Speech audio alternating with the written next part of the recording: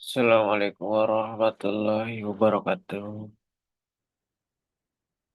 Kita lanjutkan materi dari minggu lalu ini tentang minggu ini kita bahas tentang material requirement planning. Nah, ini kelanjutan dari perhitungan kita minggu lalu tentang master production scheduling ya. Jadi kalau teman-teman sudah coba ngitung ya menggunakan studi kasus yang sudah diberikan itu nanti akan ketemu berapa unit produk atau layanan yang teman-teman perlu buat dalam per pekannya ya. Nah, nanti eh, jumlah tersebut kita breakdown lagi berapa material yang dibutuhkan untuk memenuhi semua permintaan pasar yang sudah teman-teman hitung minggu lalu. Jadi simpelnya MRP ini ya, kita kata MRP ini merupakan ya tools lanjutan daripada MPS tadi ya. Jadi angka di MPS kita hitung lebih detail lagi di MRP ini. Nah, studi objektif kita pada pertemuan kali ini pertama ya, sama seperti sebelum-sebelumnya kita harus paham dulu konsep dan juga basic teori dari MRP. Kemudian key components-nya apa aja ya. Kalau minggu lalu M, MPS itu kita ada inventory, ada schedule receipt, terus ada eh, gross gross requirement, ada net requirement. Nah, ini kita akan belajar juga apa saja key components dari MRP. Kemudian kita harus juga bisa menghitung dari menggunakan rumus yang sudah kita buat di sini yang tentunya sudah disimplifikasi ya dengan faktor-faktor yang sudah disederhanakan. Dan untuk teorinya, secara definisi MRP ini adalah ya tadi sudah saya jelaskan di depan. Jadi sebuah sistem dalam production planning. Fungsinya sama seperti MSP yaitu untuk sebagai inventory control untuk memanage ya, proses manufacturing ya baik berupa barang atau jasa. Tujuan utama juga sama masih dengan MSP yaitu memastikan bahwa material dan produk selalu tersedia ya, kapanpun customer atau pelanggan membutuhkannya. Ada beberapa manfaat dari MRP ini mengurangi waste ya, overstock, terus mengimprove inventory management dan memastikan production yang timely. Ya. Timely ini artinya ketika konsumen butuh barang tersebut tersedia, tidak kurang tidak lebih ya. Sama prinsipnya seperti MSP itu meminimalisir inventory seminim mungkin dan tetap dapat memenuhi kebutuhan konsumen. Terus ini beberapa input dari MRP yang kita butuhkan ya. Kalau MSP kita perlu tahu dulu forecasting atau peramalan dari permintaan pasar. Kalau MRP ini ada tiga ini ya. Ada tiga hal yang perlu kita ketahui sebelum kita bisa menghitung MRP. Oke, jadi ada tiga input ya sebelum kita menghitung MRP ini.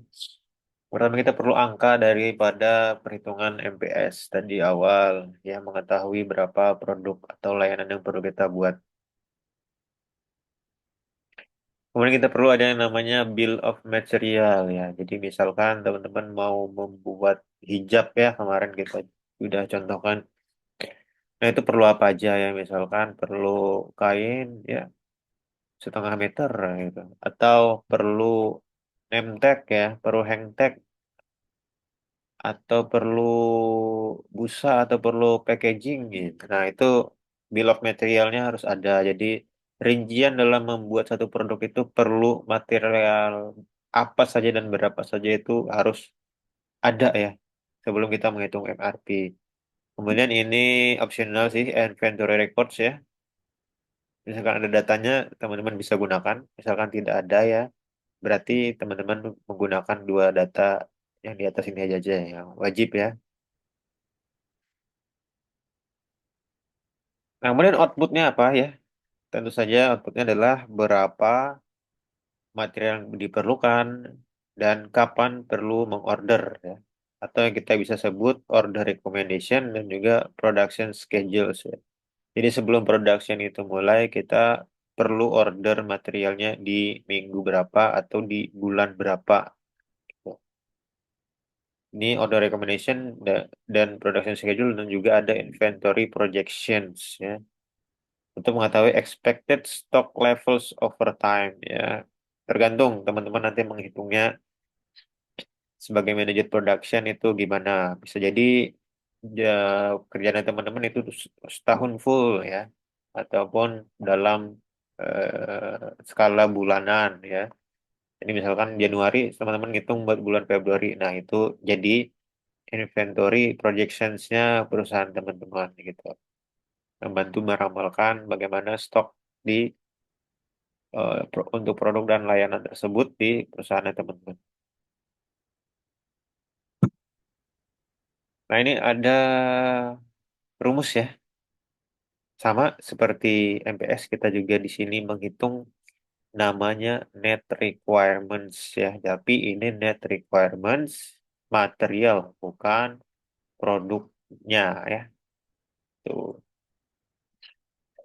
Net requirements produk apa? Berarti net requirements produk atau MPS itu seperti berapa hijab yang diperlukan dalam satu minggu. Sementara net requirements material itu berapa kain ya yang diperlukan untuk memproduksi X unit hijab. Nah, gitu teman-teman. Jadi lebih ke detailnya lagi gitu. Rumusnya kurang lebih sama. Net requirement sama dengan gross requirement kurang on hand inventory plus safety stock ya. Jadi safety stock ini perlu ada ya, untuk menjaga-jaga karena dalam produksi ya tidak mesti semua berjalan sesuai rencana ya. Ya, misalkan teman-teman produksi hijab ya, kadang ada yang salah jahit atau salah gunting. Nah, itu kan perlu diganti dengan material lain ya. Material lain. Misalkan kegunting gitu ya. Dalam membuat hijab kegunting. Ada kegunting beberapa meter kain gitu. Nggak sengaja bahkan kebakar gitu ya misalkan. Nah, itu harus ada safety stock ya. Sebagai cadangan dalam jika terjadi hal yang tidak diinginkan dalam proses produksi. Nah, ini contoh kasus ya teman-teman. Jadi sudah ditentukan bahwa MPS-nya sudah dihitung ya, bukan ditentukan, sudah dihitung bahwa MPS-nya adalah 200 unit. Untuk produksi di minggu 4 ya, diperlukan 200 unit produk X, anggap aja hijab ya. 200 unit hijab diperlukan dalam minggu keempat ini MPS-nya. Nah, BOM-nya apa? Ya, BOM dari satu produk hijab itu memerlukan 2 unit material A dan 3 unit material B. Inventory-nya gimana pada minggu tersebut ya? Ada 50 unit material A ya. Jadi inventory ini maksudnya inventory material ya, bukan inventory dalam bentuk unit produknya. 50 unit material A dan 100 unit material B. Terus ada lead time. Lead time ini waktu tunggu ya, waktu tunggu dari kita ngorder material tersebut ya. Misalkan material A itu perlu 2 minggu. Artinya dalam kita order minggu ini baru datang di minggu ketiga ya, 2 minggu kemudian gitu. Terus material B itu lead time-nya 1 minggu ya. Jadi kita order minggu ini, minggu depan udah datang material B ya. Nah ini input yang didapat. Nah, kemudian step menghitungnya seperti ini. Jadi gross requirement tadi ini khusus material teman-teman ya. Jadi karena tadi diperlukan 200 ya. 200 unit ya produk X atau hijab ya. Diperlukan 2 material A dan 3 material B per unitnya. Maka dikalikan jumlah unitnya yang diperlukan pada minggu keempat yaitu 200. 200 kali 2 adalah 400 unit. Berarti diperlukan 400 material A. Kemudian untuk material B diperlukan 3 material B ya untuk memproduksi satu hijab. Maka dikalikan saja 200 kali 3, 600 ya. Kemudian menghitung net requirements-nya. Material A ya, 400 dikurang 50 ya. Karena tadi ada inventory stoknya 50 untuk material A. Nah, 400 kurang 50, 350. 350. Nah, ini kalau ada safety stock, nanti ditambahkan di sini ya, safety stock ya. Tapi karena datanya tidak ada ya, kita tidak memakai safety stock berarti. Untuk material B, 600 unit ya, kita hitung sudah material B-nya dan inventory-nya yang dimiliki perusahaan pada minggu keempat diperkirakan itu ada 100 unit. Material B masih ada di gudang ya, masih bisa kita gunakan. Nah, jadi yang diperlukan secara dua material ini adalah material A perlu 350 unit, sementara material B perlu 500 unit. Nah, ini kita order, kita lihat lagi lead time ya. Lead time-nya material A 2 minggu, sementara material B 1 minggu. Ya. Jadi kita perlu mengorder pada minggu kedua ya, karena kita perlu di minggu keempat sudah datang. Sementara karena material B ini hanya 1 minggu lead time-nya, jadi kita bisa order pada minggu ketiga ya. Apakah di order minggu kedua boleh? Ya boleh-boleh saja, tapi kembali lagi prinsip kita adalah meminimalisir inventory ya. Jangan sampai kebanyakan inventory ya itu juga dikalkulasikan akan menjadi beban perusahaan. Jadi sebisa mungkin meminimalisir yang namanya inventory ya. Jadi kalau bisa diorder semepet mungkin asalkan dipastikan nyampe ya pada minggu keempat itu itu lebih bagus malah ya.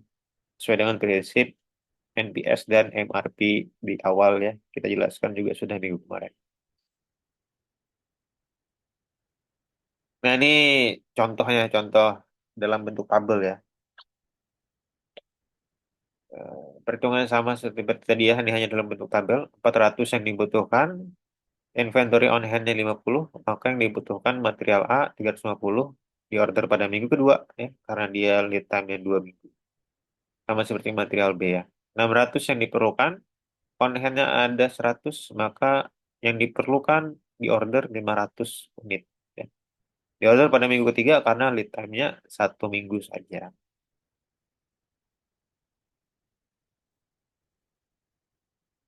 Oke, ini nanti teman-teman nonton video ini ya di YouTube, nanti saya kasih linknya. Silakan ditonton dan For project management, we're going to be starting to talk about ini materials teman-teman and lanjutkan menjawab.